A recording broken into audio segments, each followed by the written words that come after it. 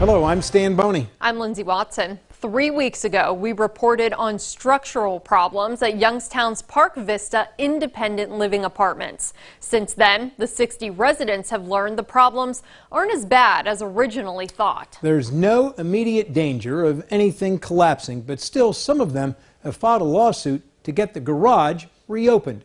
27 investigates the Park Vista garage. On July 8th, Youngstown Law Director Jeff Limbian posted a letter at Youngstown's Park Vista North Tower on 5th Avenue, warning the people living in the 11-story apartment building of the structural integrity of the underground garage and to take steps to secure your safety. Since then, Hunter Morrison, president of the Park Vista Residents Association, has learned the garage and the apartments are not connected. The likelihood of a collapse is minimal at best. But the garage is still an issue. It and the parking lot on top have been closed for a year. The orange fence was just put up this week. If they were that concerned about the safety of the residents who were walking across this, they would have put up a year ago. Why they went to the trouble of doing it now, I think it's all for show.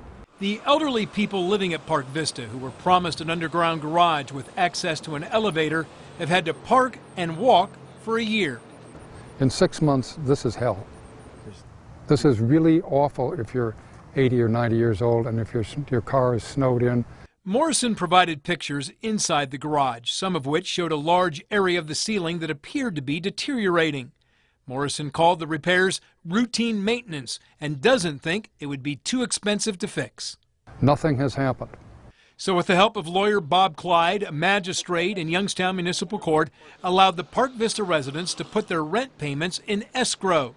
The court will now decide whether to force the company to use the money to repair and open the garage. The escrow allows the tenant to go in and say, these were the violations. We need an order finally to get it fixed. And I think we have a pretty strong case. Park Vista opened in 1970 as high-end executive apartments. It was the best apartments in the valley. When Morrison moved in 3 years ago, there was a waiting list. Now he says it's 40% vacant. He blames the lack of interest on the lack of an underground garage. It still has a great reputation. And there are a number of people, a number of our residents have said, I got people who want to come here, but I tell them not yet. Not yet, don't want, no, not yet. They haven't fixed it yet.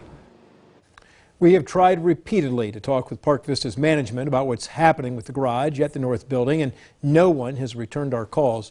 A court hearing is scheduled for Thursday, and we should know more then.